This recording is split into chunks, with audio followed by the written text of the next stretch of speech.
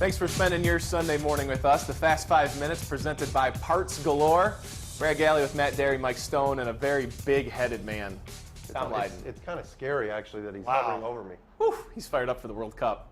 Hey, Ndamukong Suh this week said to NFL Network, the problem with the Lions last year, the focus needs to be on being a perfectionist, attention to detail, and that wasn't there. Said he likes the hire of Jim Caldwell, but the reason things slipped was the lack of attention to detail.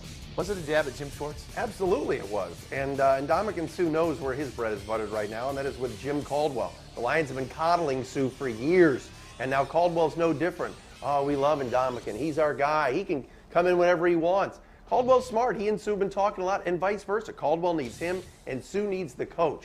I have a hard time, though, thinking that attention to detail, when you only play 16 games, how are you not detailed? 162 baseball games or 82 basketball or hockey games, you're going to take it. You're going to have a few clunkers. In the NFL, you should pay attention to detail because you're only playing 16 games. But is Suh right? Absolutely he was. Where was this last year, Ndamukong? Why didn't you tell anybody last year? And as far as the detail, you're probably just as much responsible as anybody. I mean, some of the dumb things you've done in the past. Jim Schwartz, not the greatest coach in the world. We all know that. Yes, it is a jab at Jim Schwartz. And Matt's right. Suh and Caldwell, they need each other. But for how long? Does Suh really want to be here after next year? We'll find out in training camp. That's going to be the biggest talked about story.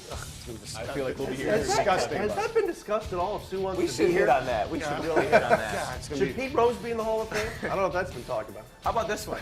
Is Kentavious Caldwell Pope for real? Because the Pistons' first-round pick last year averaged 24 points in the Summer League, baby. It's real. Reggie Jackson did it for Oklahoma City last year. He had a great summer. I know, exactly. I think Reggie Jackson from the Yankees can score 15 in Summer League. Tony, you started off. Is KCP for real?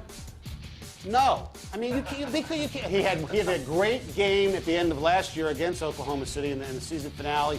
But just because he's played great in Summer League does not make him for real. Now, is he going to be as disappointing as he was this year? No, he's probably going to get better. He could turn into a really good player. But if anybody's going to expect him to average 25, 26 points a night, play good defense, rebound, and do what he's doing in Summer League, I think they're smoking something. I like him. I actually think he's better than people think. I know the comparisons to Trey Burke get a little crazy, and people are still up in arms that the Pistons didn't take Burke and instead took KCP. I mean, my audience always calls him Kentavious can't play. I don't think that's fair. But is he going to drop, like Stoney said, 30 a night in the league when he's playing in Summer League against, Brad and his buddies? No. Hey, man. I think he's going to be good. Defense. But let's pump the brakes on Summer League ball a little bit. Yeah. Although I did watch Dante. I was watching some late last night. I saw Dante Exum hooping for Utah. Know it, man. But it's still Summer League. And nothing better to do on a Saturday night? It was very late. Very late. Yeah, I know where you should have been last night. Very late. Where? Should have been with us. He was partying last night. We were partying last night. Big anniversary. The old radio station. Nice. Very cool. A little Stoney and Wojo show up there hanging out. I love it. Greg Monroe's future. Is it in a Pistons uniform? Because Andre Drummond sure wishes it would be. Tweeting out Instagram and pictures saying, Greg, you got to come back. You got to come back. The changing picture in the NBA leaves things open. Is he going to be back? I think it's all about how much money he gets. And if he can get more money somewhere else, that's where he's going to go, and that's where he should go. To me, the Pistons are such a mess. I know Stan Van Gundy loves the guy, and a lot of people want him back. But let's face it, the three of them, Drummond, Smith, and Monroe, cannot play on the floor at the same time. Van Gundy says that will not happen. If he can assure that, then maybe it'll work. But other than that, if they can't trade Josh Smith, then yeah, Greg Monroe should go somewhere else. Is it at least going to get done soon? I mean, are we going to get an answer or what? Brad, that's the thing. And I've talked to a couple people around the league that said, David Falk, his agent, is still looking for a max contract. Well, the dominoes, the air is coming out of the ball for a max contract. The dominoes are falling in this league. Gordon Hayward signing, dang close to maybe Miami. Monroe, all of a sudden, his name has not been bandied about at all. I think he's going to end up coming back from Detroit. I think the Pistons are going to win. And win in terms of the money situation. I don't think he's going to get the max. I think he'll be back. I believe that. You do, huh? Yeah. It would be good, I think, at least to have those pieces in play. A sign and trade, I think, would be ideal for the team to get some pieces in there. But the problem is, what's the demand right now? We're not hearing Lakers and Heat and all these teams after him. His name is a little bit quiet. Dick Monfort, he's the Rockies owner out in Colorado. Got his head caught, I guess, in some weird situations, and he's got himself to blame. Some weird, strange emails going to him in the team this week. Clean it up, Brad. Yeah. He responded, and he's going at fans, saying that maybe you shouldn't have a team, maybe you shouldn't have one, and sorry the product's not meeting it.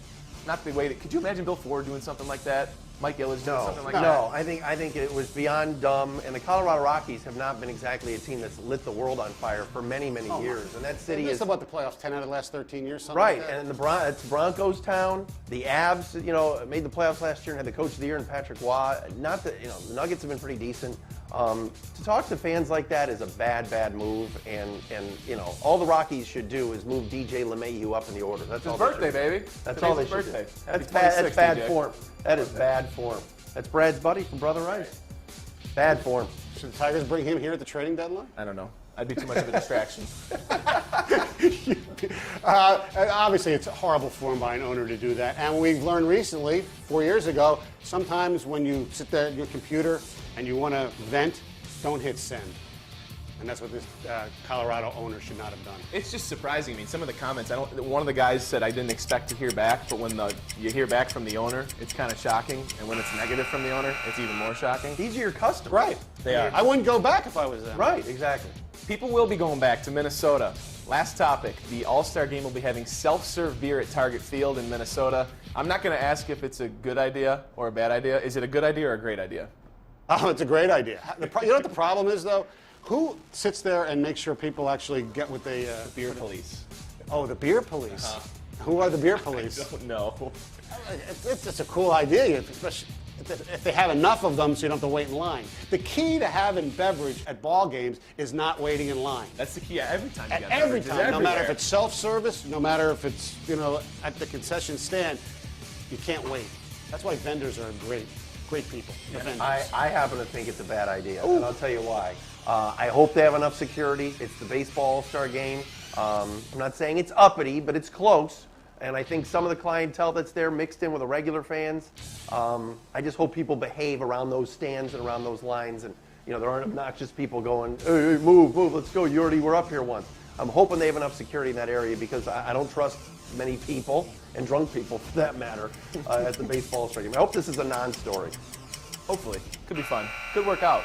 Yeah. Allegedly, Mike Foss looked it up idea. and said it happened at the Joe or at Olympia 25-something years really? ago, and it fizzled out. We'll see.